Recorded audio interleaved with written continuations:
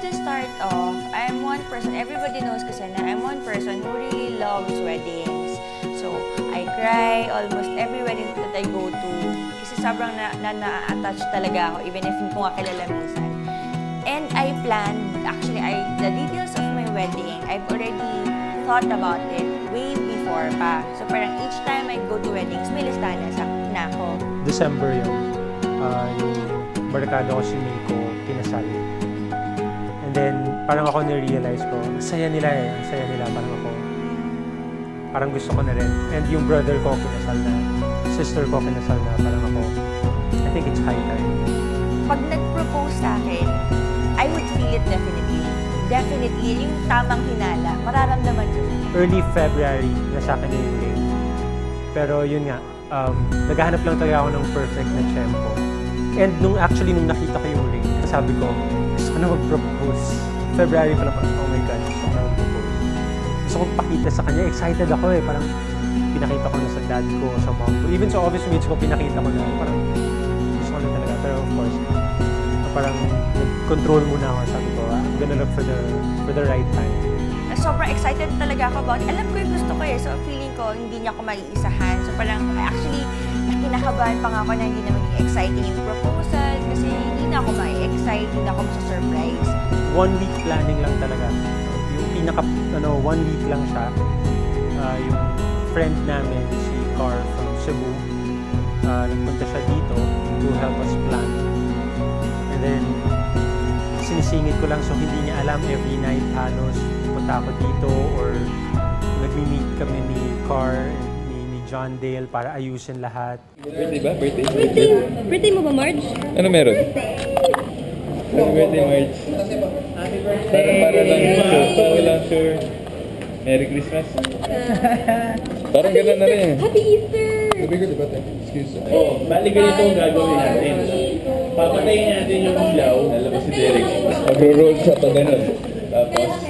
Tapos sasayaw. Gagawin si Derek. Wow! Actually, ano yan eh. Dapat April 11. So nga lang naubusan ako ng oras. So, yung best friend niya sa law school noon, hindi pwede, maraming hindi pwede. So, I decided, sige, move ko na lang. So, I chose the date din na as much as possible, lahat, family, friends, lahat sila nandito. That's why April 26. So, wala namang special meaning naman talaga yung date ng April 26. Pero lahat lang available, family and friends. That's why I decided that. Tapos dito sa place na to, actually, yung mom ko yung nakakita nito. I fell in love with the place actually. Ang ganda ng place. Maluwag siya. And then very private tong second floor ng restaurant. So I decided, yeah, dito na lang. Dito natin gagawin. I was looking for the right time, the right moment. Parang feeling lang talaga. Feeling lang. Instinct lang talaga. Sabi ko, ito na yun.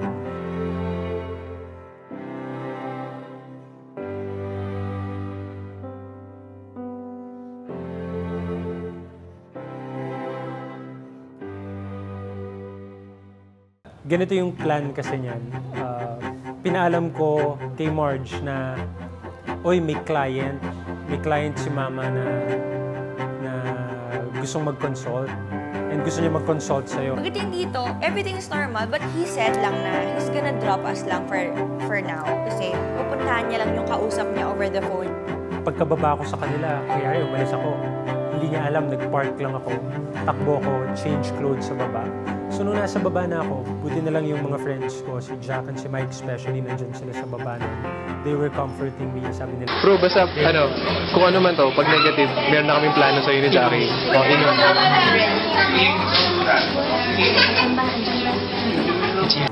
But that time, I wasn't really feeling anything kasi that day was a very busy day for me. Hindi niya alam, once na pag-akyat niya dito sa second floor, yung friends and family nandito na, nakatago na yan sa veranda, sa storage room, sa CR, nakatago na.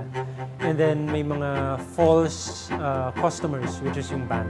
So akyat kami dito, pag akyat dito, nothing special. Pasok lang, diretso, si Ate Ted, hi, hello. So we take our seats. From that moment, wala pa talaga akong naramdaman. No idea, no inkling at all of what's gonna happen. siguro 7 o'clock yung target time namin. 4 o'clock nandito na sila. Nag-rehearse sila several times kung paano bubuhatin yung table, paano i-form yung flowers, ay yung petals, and yung candles. So, ito yung ginagawa namin ngayon na nagkakagulo-gulo po ngayon dito dahil dito. So, ngayon dinidiscuss po namin ang play para sa proposal para kay Marjorie. Kasi sigurado ka na, ha? Okay? Ha? Good luck, Marge. Nagkaroon na lang ako ng feeling nung during the negotiation, sabi sa akin, actually, I have the titles. So, I'll keep on, let me look at it, sabi ko. Pagbigay niya ng envelope, pag-open, akala niya documents yun dun sa case. When I opened it, paglabas ko talaga, nakita ko picture ng San Antonio de Padua Church. Pinrepare ko na yun eh. Nakasulat doon yung reservation ng church na dream church niya. Reservation din ng events. Pagkatingin kong gano'n, nakita ko yung church na sinara ko, binalik ko. Inabot ko, sabi ko, hindi po ito yon tita, yung sa mom niya. Sabi na mama niya, hindi, basahin mo. Tapos sabi ko, hindi po titulo to. Binalik kong gano'n. Tapos parang sabi niya, yung mom niya, nilagay na sa harapan ko. So she lifted the pages na talaga. Nilabas niya na, basahin mo. And then, pagka gano'n niya, tinignan ko na siya. Nakita ko may date na, pencil book, reserve, yung ganyan, yung venue. Nag-start na ako kasi si tita din, tumayo na siya, and then the music played already. Bakit sa tayo ngayon? Bakit sa tayo? Check.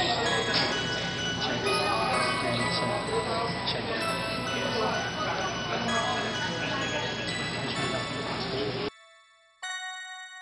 So, hindi ko masyadong tinignan yung nakalagay doon. Sinilip ko lang talaga. Pag-angat ko ng ulo ko, nakita ko na si Kyle from the stairs. So, parang nakatayo na siya doon, may flowers na siya, ganyan. Sabi ko, doon na ako, actually, I wasn't able to Kita guided me to stand. She also had to push me to walk. Kasi talagang hindi talaga ako makagalaw. Kasi talagang in-shock talaga ako. Kasi at that moment, I wasn't expecting anything talaga. And then once nag-play yung song namin, Beautiful Days by Kyla, yung family and friends, biglang lalabas na lahat yan from all angles. And then magpo-form sila ng big heart, ng petals, and also candles. May nag-lead na sa kanya towards the center. Sa akin din may nag-lead na towards the center. As in, talagang hindi ko na, yung details parang lumipad na. As in, nakafocus, parang blurred everything, tas siya lang talaga eh. So when it was playing na, I knew na talaga na it was really happening. Pero ang wonder doon, wala ko napansin. Kasi when everybody was already coming out of nowhere, parang may lumalabas from there, may ganyan, wala na ako napansin na nangyari. I don't know, everything was blurred. Parang hindi ko ma-imagine na nung time na yon, ang nakita ko lang siya. I feel beautiful days with you.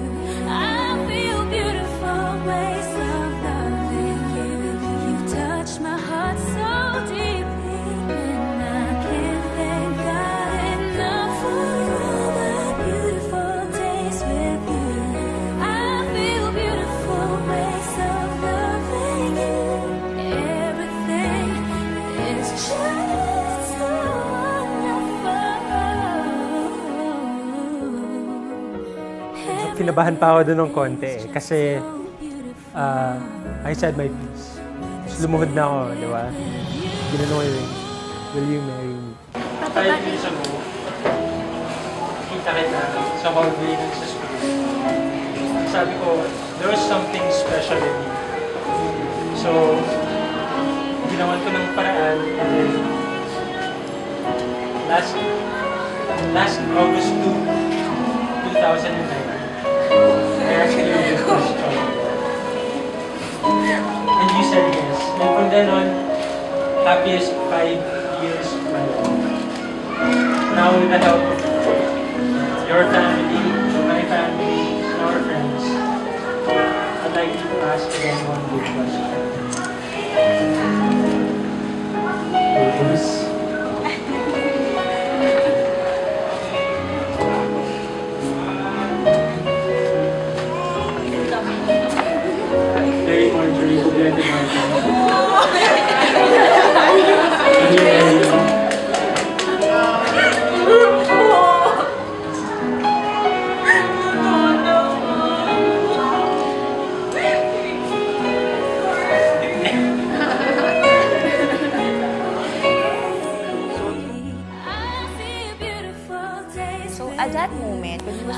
fulfilling. Parang, it felt like it was a dream come true na parang the person you ever thought or parang you ever dreamed of meeting is already asking your hand for marriage. And for every woman or for every girl, a hopeless romantic girl like me, it's actually a very significant event. Sobrang saya ko na nag-yes siya. And most importantly, nag-yes siya sa harap ng family namin and friends, close friends namin. So sobrang memorable talaga yung moment. Grabe talaga. One for the books. Spend it with you.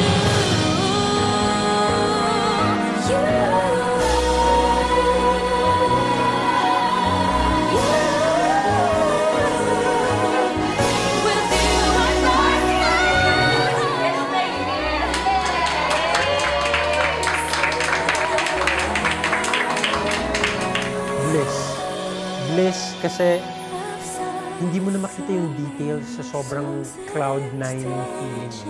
Hindi ko na narinig yung music, hindi ko na napansin lahat. Kasi nakafocus na, parang blurred, sa kanya ka lang nakafocus. Floating talaga, floating. So it's bliss talaga.